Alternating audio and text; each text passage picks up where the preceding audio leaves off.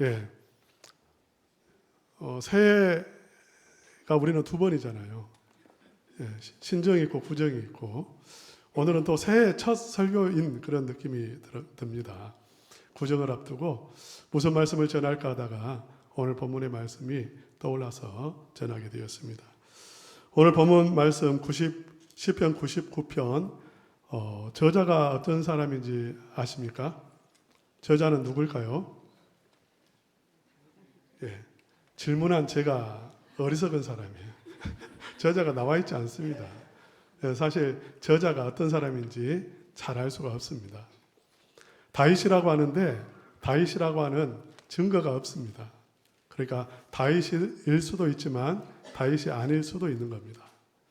지금으로부터 다윗이라면 3000년 전에 기록이 된 시이고, 그 이후에 기록이 되었다면 최소한 2500년 전에 기록이 된 성경입니다. 그러니까 굉장히 오래전에 기록된 그러한 말씀이죠. 우리가 저자가 누구인지는 알 수 없지만 이 저자에 대해서 짐작이 가는 부분들은 있습니다. 왜냐하면 이 시편을 읽어보면 이 시편의 저자가 어떤 사람일 거라는 그러한 감이 옵니다. 저에게 가끔 시를 보내주신 분이 있어요. 굉장히 이렇게 뛰어난 시인은 아니지만 그래도 아주 그 시가 아주 깊이가 있습니다. 깊이가 있어요. 그래서 시를 보면서 이분이 신앙이 있구나, 이분이 참 역사의 소양이 깊구나, 또 이 자연 이치를 보면서 아주 이렇게 통찰력을 갖고 있구나, 그런 감을 갖거든요. 마찬가지로 이 시편 99편 이 저자도 이 시를 읽어보면 아주 이렇게 영성이 깊다는 것을 알 수가 있습니다. 마음속에는 기쁨으로 가득 차 있습니다. 그리고 또 이 시인은 무엇보다도 예배하는 사람입니다. 예배자예요. 3절, 5절, 9절 하반절에 보면 그 중간 부분에 보면 찬송할지어다, 그 다음에 5절에는 경배할지어다, 9절은 다 같이 함께 읽겠습니다. 시작. 너희는 여호와 우리 하나님을 높이고,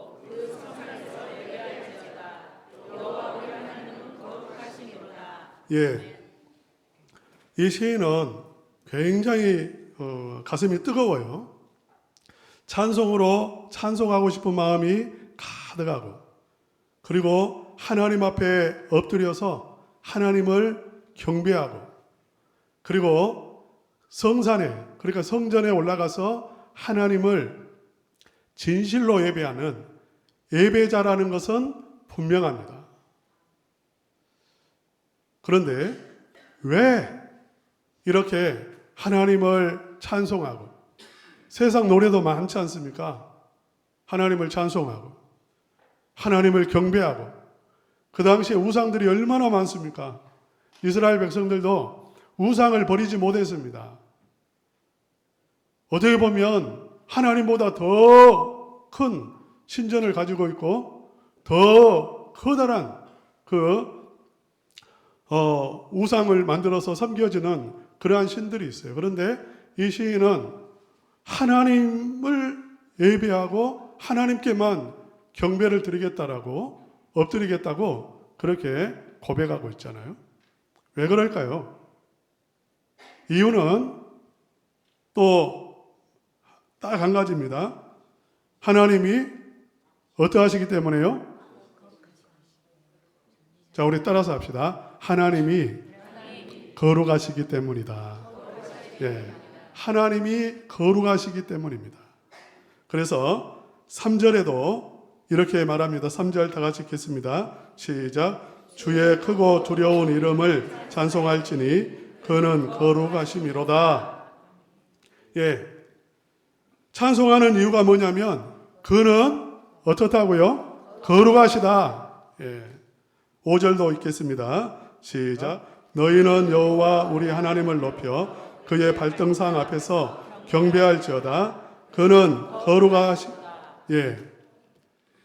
발등상 앞에라는 말은 그 발바닥이에요. 그러니까 엎드려서 그 발 앞에 엎드려서 경배를 올려드리는데 절한단 말이죠. 엎드려 절하는데 그 이유는 무엇이냐면 그는 거룩하시도다. 거룩하기 때문이라는 것입니다. 성산에까지 올라가서 예루살렘까지 올라가서 예배하는 이유도 그는 거룩하시기 때문이다.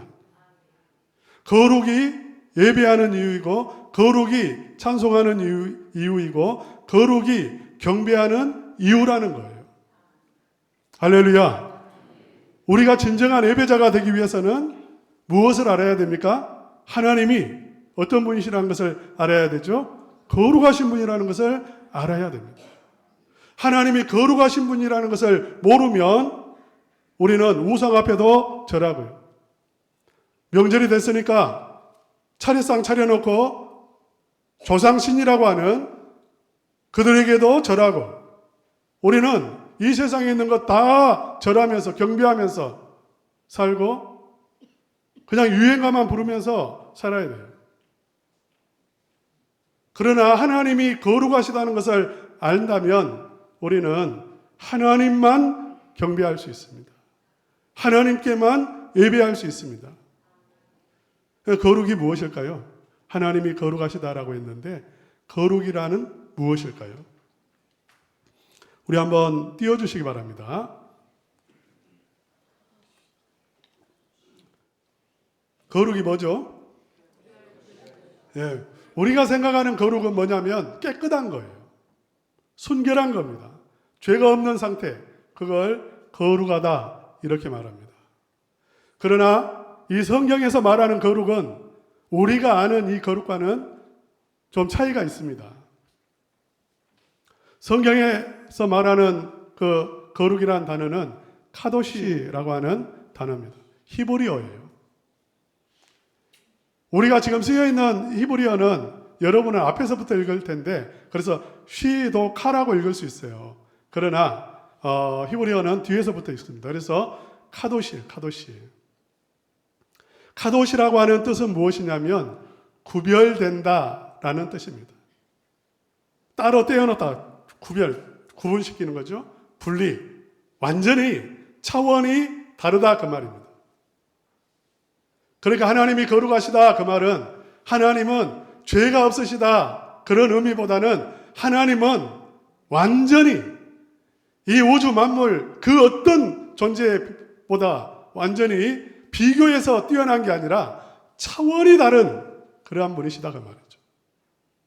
하나님은 우리 인간과 완전히 다르시고 이 세상에 믿는 그 사람들이 믿는 우상과 완전히 차원이 다르신 분이시고 하나님은 그러니까 오직 유일하신 하나님이시고요. 하나님은 이 세상에 있는 그 어떤 그 영적인 존재들 그들과는 비교 불가능한 차원이 다른 구별된 그러한 하나님이시다 이런 의미입니다. 할렐루야. 예. 이게 거룩하다 그 뜻이에요.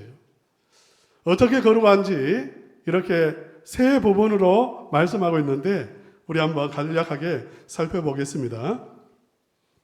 우리 한번 1절 말씀 다 같이 읽겠습니다. 시작. 여호와께서 다스리시니 가난이 흩어지시오. 여호와께서 구름 사이에 잠잠하시니 가난이 들릴 것이다. 아멘. 여호와께서 어떻게 하신다고 했습니까? 다스리신다라고 했습니다. 여호와께서 다스리신다. 이 말 속에는 여호와 하나님은 어떤 분이시라는 거죠? 살아계신 하나님이시라는 겁니다. 할렐루야. 하나님 살아계심을 믿습니까? 하나님이 살아계신 하나님이시고요. 그 살아계신 하나님은 무능력한 하나님이 아니라 이 천지 우주 만물을 창조하신 하나님이십니다. 할렐루야. 크십니까? 안 크십니까? 위대하시죠. 이 우주가 얼마나 큽니까? 우리가 상상을 하지만 그 상상력의 한계를 넘어간 그렇게 크기가 우주예요. 그런데 그 우주 만물을 창조하신 하나님이시고 다스리신다 그 말은 어느 조그만한 한 지역을 다스리는 지역신이 아니라 하나님은 온 우주 만물 그 모든 것을 다스리시고 천하 만국을 다스리시는 하나님이시라는 겁니다. 할렐루야. 그러니까 비교 불가능하죠. 이스라엘 백성들이 살던 그 시기에 오늘날도 마찬가지지만 사람들이 우상을 만들어 놓고 섬깁니다. 그 우상은 살았습니까? 죽었습니까? 죽었어요. 듣지도 못합니다. 보지도 못합니다. 우상과 하나님은 완전히 달라요. 하나님은 거룩하세요. 구별됩니다. 비교 불가능해요. 여러분,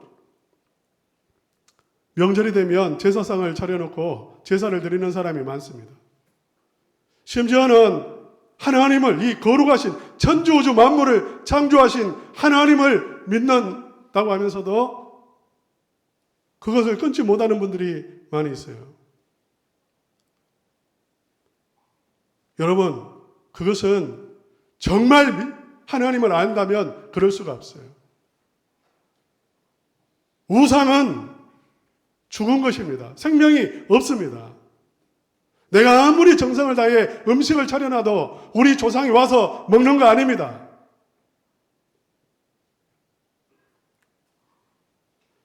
하나님은 그룹 사이에 자정하시니 땅이 흔들린다 했습니다. 하나님은 어떤 하나님이시냐면 이 비교 불가능한데 하나님은 창조하시고 다스리실 뿐만 아니라 하나님은 심판하시는 하나님이라는 겁니다. 할렐루야. 하나님이 어떤 하나님이시라고요? 심판하십니다. 여러분, 하나님 나 없어, 필요 없어, 마음대로 살아도 돼. 여러분 그렇게 사시면 됩니다. 그러나 반드시 무엇이 있냐면 심판이 있습니다. 여기서 심판은 마치 땅이, 우리의 삶의 기반이 그냥 무너지는 것처럼, 땅이 갈라지고 거기에 빨려 들어가는 것처럼 하나님의 심판은 우주적인 심판이고 최종적인 심판이고 영원한 심판이에요. 두려운 심판입니다. 하나님은 심판하시는 하나님이세요. 이렇게 이 땅에 있는 그 어떤 신도, 그 어떤 존재도 창조주가 아니고 심판의 권세가 있지 않습니다. 오직 하나님에게 있어요.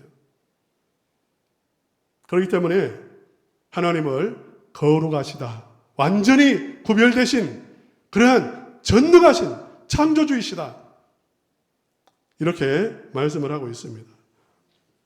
증거가 무엇입니까? 하나님이 심판하신다는 증거, 창조주라는 증거, 살아계시다는 증거가 무엇입니까?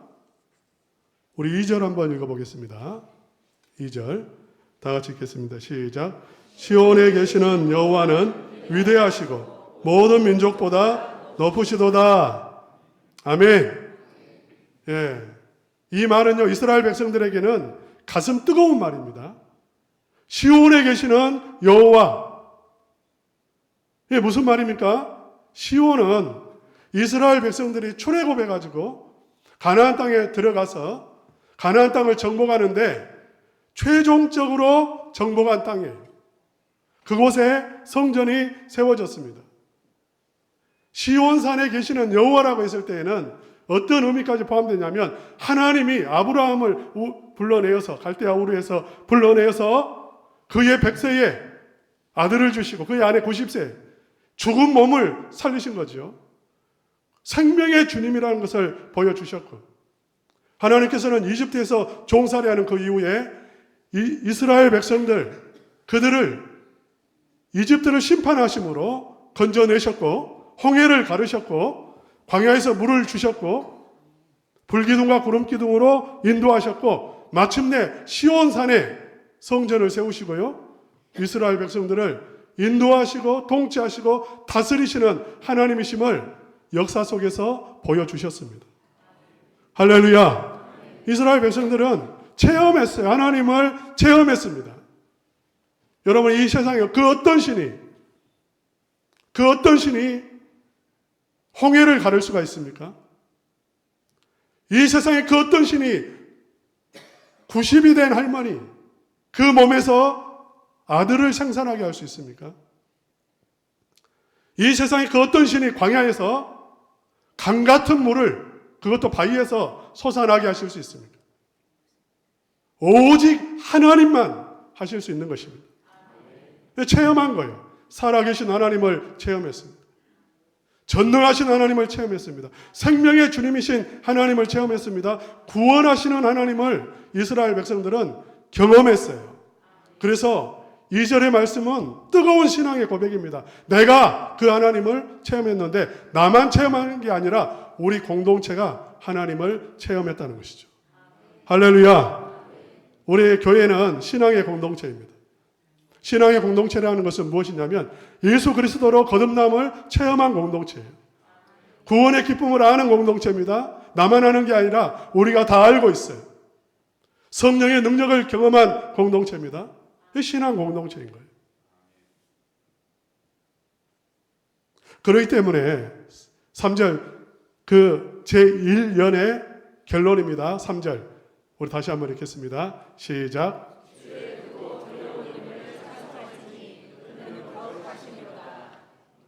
다 이렇게 저처럼 목소리가 잠겼네요. 우리 좀 더 크게 한번 읽어봅시다. 시작. 주의 크고 두려운 이름을 찬송할지니 그는 거룩하심이로다. 예. 하나님을 찬송할 수 있다는 것은 엄청난 축복입니다. 그의 거룩하심, 그의 크고 그야말로 두려운 이름, 장엄한 이름을 아는 사람만이 찬송할 수 있거든요. 큰 은혜와 축복인 거죠. 오직 하나님만 예비하시기를 축복합니다. 우리 4절 읽겠습니다. 다 같이 읽겠습니다. 시작. 능력 있는 왕은 정의를 사랑하시느니라. 주께서 공의를 견고하게 세우시고 주께서 야곱에게 정의와 공의를 행하시나이다. 예. 하나님의 구별되심 두 번째입니다. 하나님은 그 능력 면에서 그 주권을 행하시는 그 면에서 이 세상 그 어떤 그 잡신들, 더러운 귀신들 그들과는 비교할 수가 없어요. 그건 다 피조물이에요. 하나님만이 유일하게 창조주이시고요. 하나님만이 유일하게 통치하시고 하나님만이 유일하게 참 하나님이세요. 심판의 주님이십니다. 구원하시는 하나님이세요. 그런데 그 하나님은 무엇을 사랑하시죠? 능력 있는 왕은 하나님을 말합니다. 무엇을 사랑하시죠? 정의를 사랑하신다. 그 다음에 야곱에게 정의와 공의를 행하신다. 이렇게 말씀을 하고 있습니다. 하나님은 정의를 사랑한다. 마치 이렇게 아내와 남편 사이에 서로를 사랑하는 것처럼 뜨겁게 사랑하는 게 무엇이냐면 정의를 사랑한다. 정의가 뭡니까? 정의. 정의라는 무엇이냐면 이런 거죠. 쉽게 말하면 가난한 사람을 긍휼히 여기고 그를 도와주는 것입니다. 정의와 공의예요. 나그네를 이렇게 왕따시키지 않고 잘 이렇게 대접하는 거예요. 그게 정의와 공의입니다.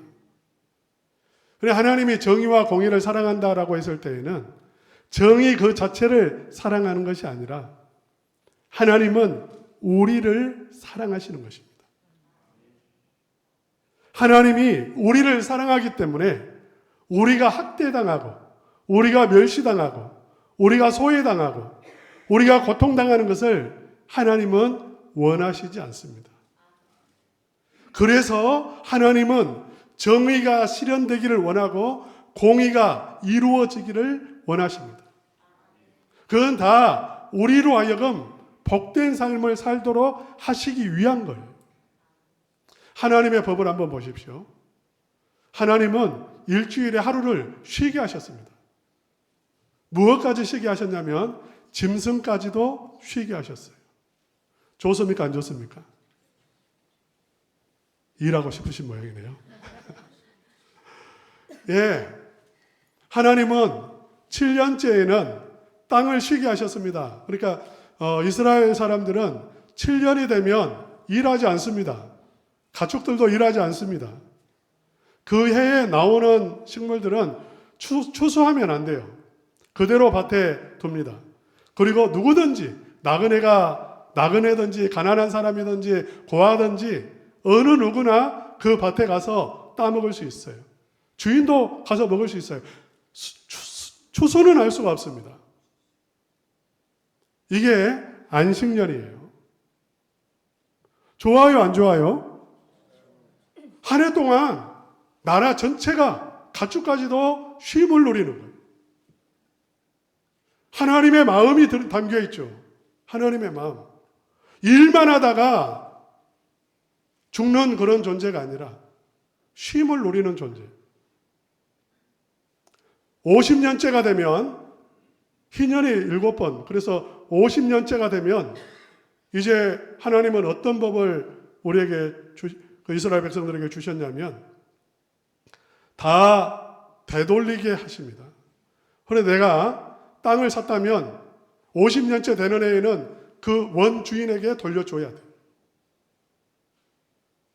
내가 종으로 팔렸으면 50년째 되는 해에는 나를 다시 주인이 해방시켜줘야 돼. 리셋되는 거예요. 나라 전체가 다시 회복되는 거예요. 이게 하나님의 정의와 공의 속에 포함되어 있는 법입니다. 좋습니까? 안 좋습니까? 가지고 있는 분들은 별로 안 좋아하는, 땅 막 사고, 그런 사람들은 싫어할 것 같은데.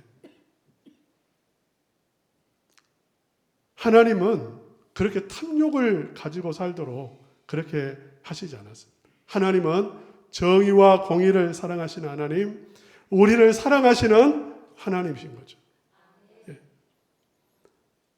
우리 그 다음 절 한번 읽어봅시다. 시작. 너희는 여호와 우리 하나님을 높여 그의 발등상 앞에서 경배할지어다. 그는 걸어가시도다. 하나님이 정의로우시고 공의로우신 하나님이시기 때문에 하나님을 경배하라는 것입니다. 우리를 사랑하시는 하나님이시기 때문에요. 여러분, 사단이 어떤 존재죠? 마귀가, 귀신이 찾아오는 이유는 무엇입니까? 사탄은 참소자라고, 그 뜻이 그래요. 원어가 사탄, 참소하고 대적하고, 하나님을 대적하고 참소하고 우리를 비방하고 거짓말해서 우리를 멸망시키는 존재, 그게 사탄입니다. 마귀도 마찬가지예요. 사탄, 마귀라고 하는데 동일한 이름이 다를 뿐인, 이름을 다르게 부를 뿐입니다. 마귀도 마찬가지예요. 똑같은 의미예요. 우리를 거짓말로 유혹하고 멸망시키고 우리를 참소하고 파멸시키는 존재. 귀신은 뭡니까? 귀신은 더러운 영입니다. 우리를 멸망시키는 존재예요. 그래서 착한 귀신은 없어요. 귀신이 들어오는 이유는 딱 한 가지입니다. 우리를 멸망시키기 위함인 것입니다. 귀신 불러들일 필요가 없어요. 귀신은 더러운 것입니다. 예수님의 이름으로 물리쳐야 되는 거예요. 믿습니까? 귀신이 들끓는 것이 어디입니까? 제사 지내는 것입니다. 귀신 불러오는 것입니다. 귀신이 역사합니다. 귀신의 지배를 받습니다. 귀신은 결국 들어와서 복 주는 게 아니라 멸망시키는 거예요.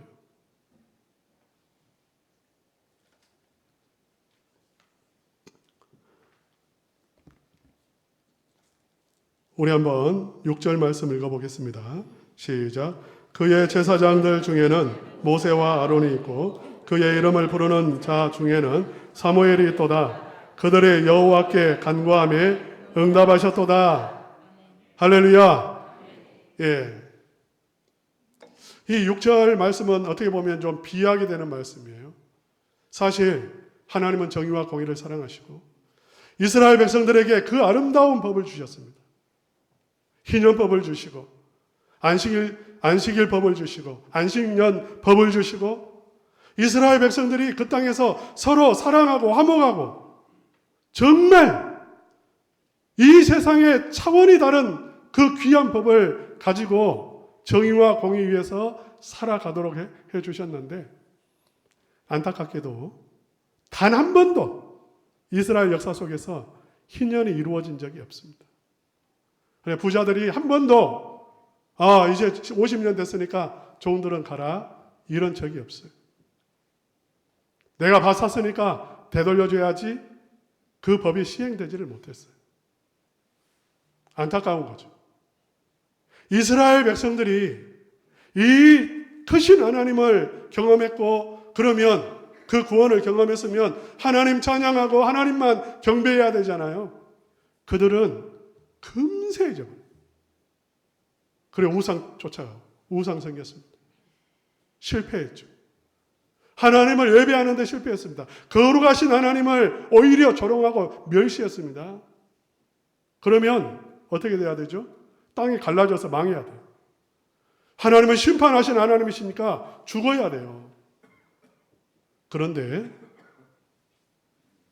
이 6절 말씀에 보면 그들이 여호와께 간구함에 응답하셨다.